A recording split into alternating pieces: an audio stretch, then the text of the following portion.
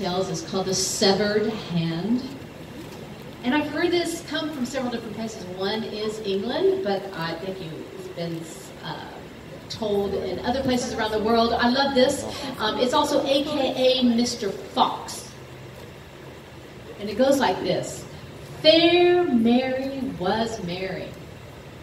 She was beautiful, for Fair Mary was clever.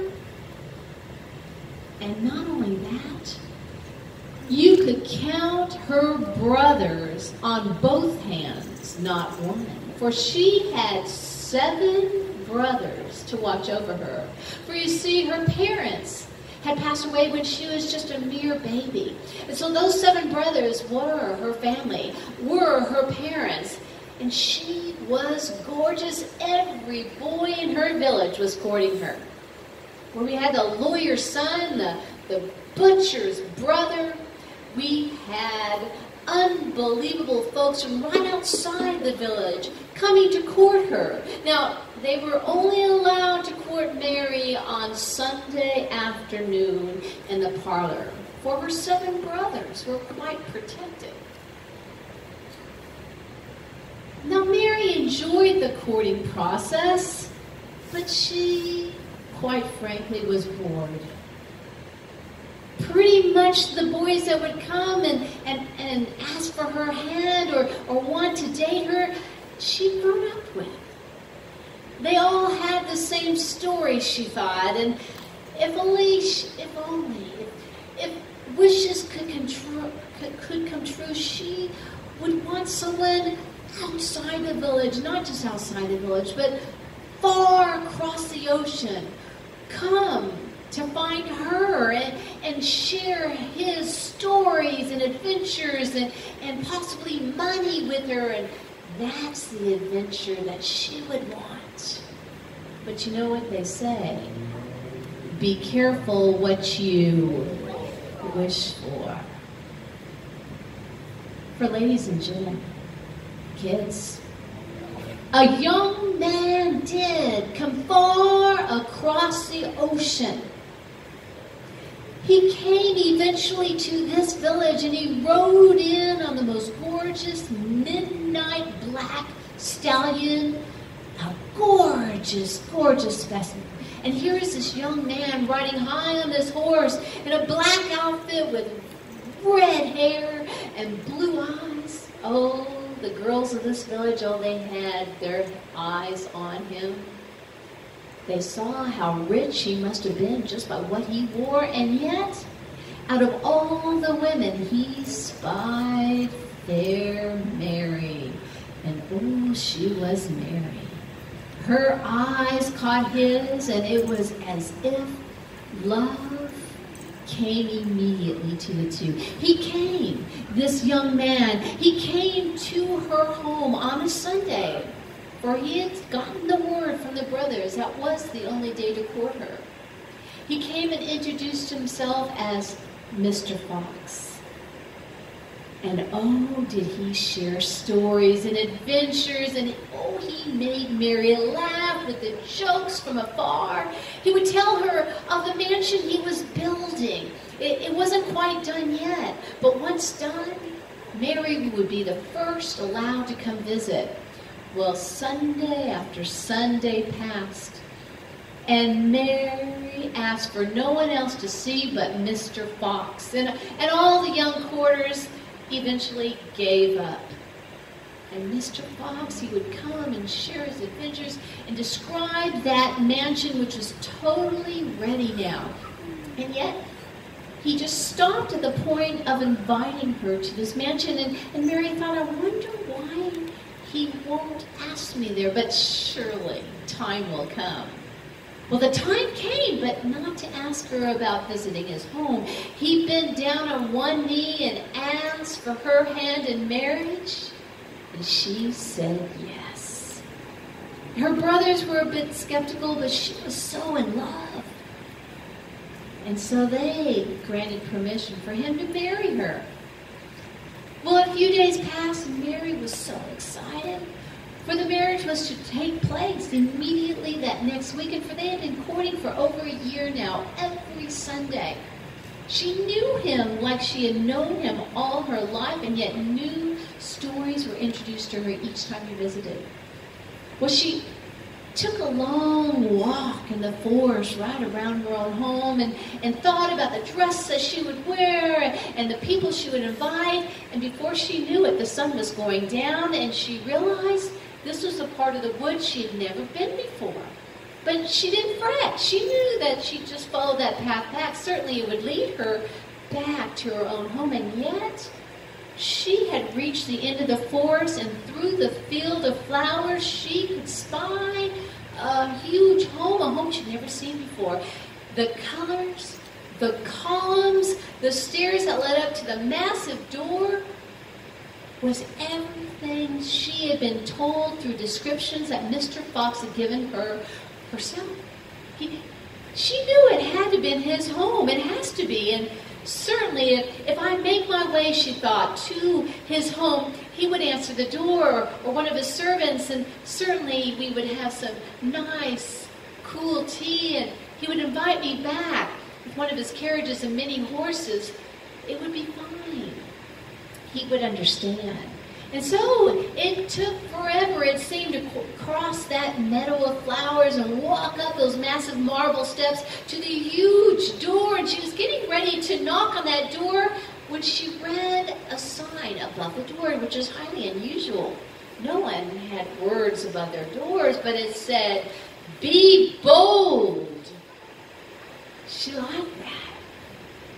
She knew Mr. Fox had to have been bold to have gone through all those adventures and challenges and to have brought back so many stories. "Oh, I'm bold," said Mary.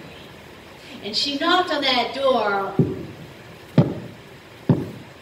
and she waited for the servant, but no servant came. She waited for Mr. Fox, but Mr. Fox did not come. Certainly he's here. Maybe if I just push this door. And it was open. It was a heavy door, but she pushed it open. And as she walked in, it was a massive room, much like this. But the columns were made of gold, and there was this unbelievable chandelier hanging up. With the sun setting, there was light sparkling off each crystal. It made a beautiful dance up on the ceiling. This was what she was marrying into. And then she saw it, the spiraling staircase up to the second floor. And she immediately imagined arm in arm with her Mr. Fox, walking down those stairs and waving at everyone, saying goodbye after the wedding. Certainly Mr. Fox would not. He would not care if she went up those stairs, and that's immediately what she did. She walked up those stairs, and she was going to turn around, but she saw another room. And the doors were shut, but above those doors there were some more words. She gathered goosebumps. They came from nowhere. The hair on the back of her neck stuck up. It was very strange. Be bold, but not too bold. Now that was just a little too strange for her, but she knew her Mr. Fox. She knew him.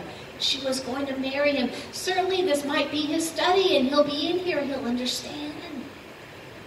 She opened up these doors, and once she opened these up, she was in a massive bedroom with tapestries hanging down from every wall, and beautiful statues and faces, antiquities that she would never have known unless he told her through some of his stories. But right in front of her were yet another set of doors, huge doors. And above those doors there were some more words, words that should have made her back up. But she held still. Be bold, not too bold, lest your heart's blood turns cold. It's nothing. He'll explain it. He'll explain it, for this must be his closet filled with all of his massive coats and pants and boots, and I'm sure room for me. I must see it, thought Mary. And so she opened up those doors. And inside it was so dark. She waited for just a moment, for the sun had gone down, but with what little light was left, her eyes adjusted and saw 1, 2, 3 cauldrons in this dark, dark closet. Now curiosity had just taken over her. There was fear.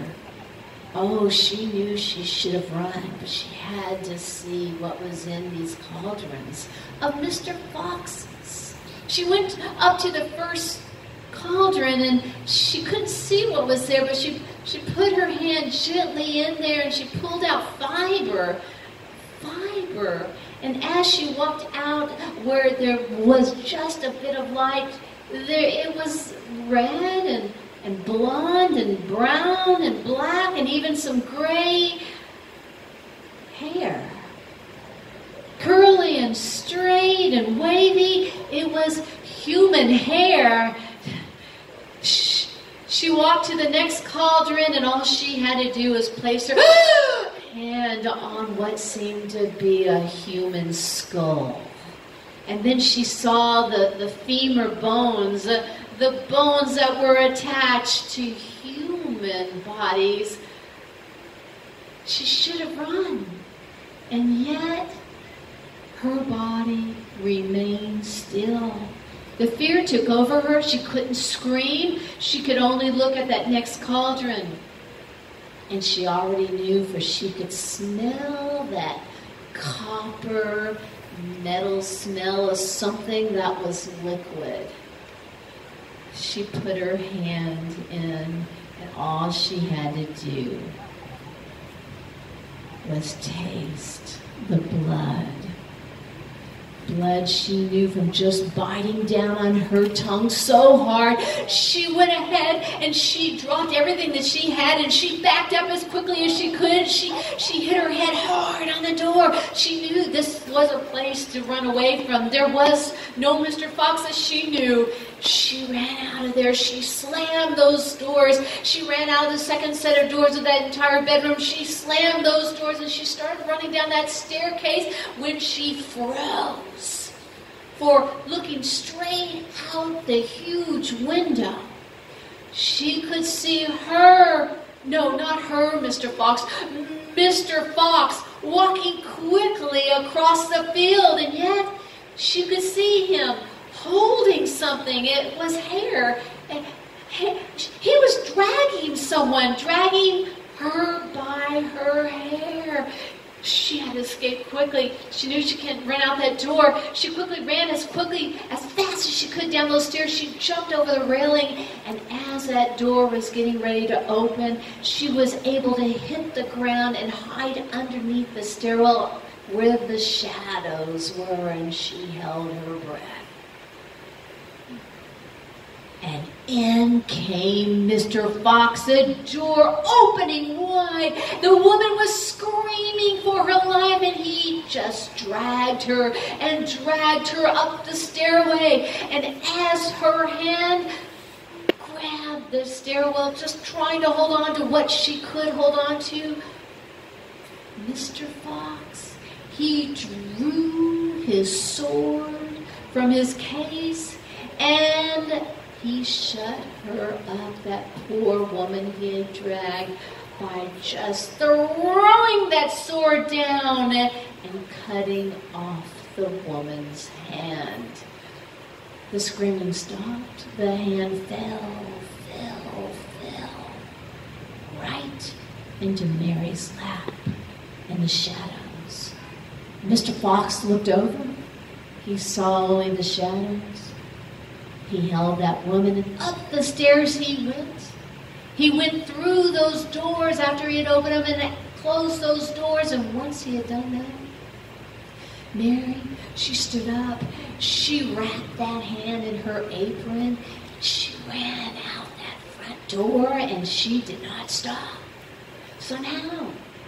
Somehow she made her way back to her own home. Well, Sunday arrived, and Mary was ready for Mr. Fox. Oh, she wasn't wearing her wedding dress, but she sat in her chair in the parlor, and she waited.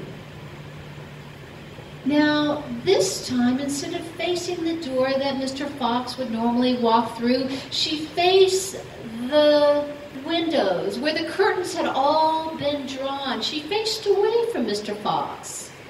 And Mr. Fox walked in and noticed that she wasn't facing him, and he walked in, started telling jokes and more adventures, asking her, "What story do you want me to tell you today? For we are so close to our wedding." And he sat down and said, "Mary, look at me. Are you all right? Are you ill?" Mary turned to him with her chair still facing and looked at Mr. Fox and said, "Oh, Mr. Fox, I've had a terrible nightmare. It was a story of you." And Mr. Fox said, "Well, tell me.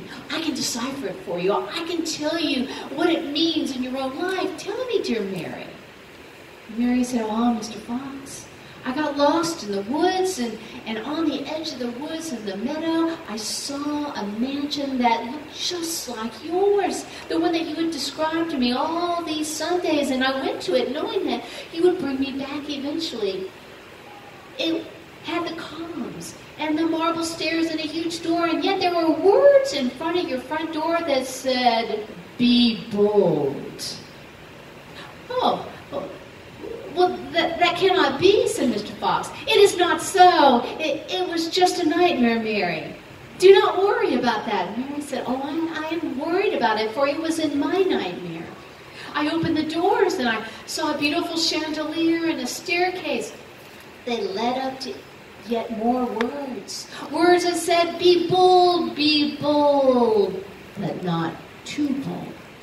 And Mr. Fox, he stood up and then straightened himself up and sat back down and said, "It is not so. It cannot be. Mary, it is just a dream.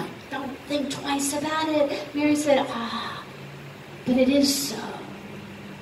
For I went in there and it was like a bedroom, and I saw yet more closet, and it said, 'Be bold, but not too bold, lest your heart's blood turns cold,' Mr. Fox." Well, by that time, Mr. Fox, he stood back up. He stood up so fast that he knocked the chair over, and he said, "Mary, it is not so. It cannot be. It is not so. It is just a nightmare. Come on, let's move on with good thoughts in our marriage." Mary said, "It is so.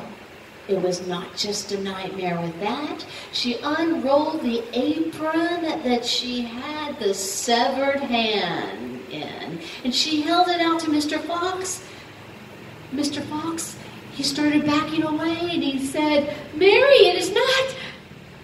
And then a grin was found on his face as he held his sword. "It is so, Mary. I'm just so sorry you had to find out, for you'd be the last one to know, poor Mary." And as he was pulling with his own sweet time that sword out of his sheath, who should come through those drawn curtains but 1, 2, 3, 4, 5, 6, 7 brothers, for they had heard it all. And with that, all 7 brothers grabbed Mr. Fox and dragged him through that parlor and out of that house, and did to him what Mr. Fox had done to so many others. And that is the story of the severed hand.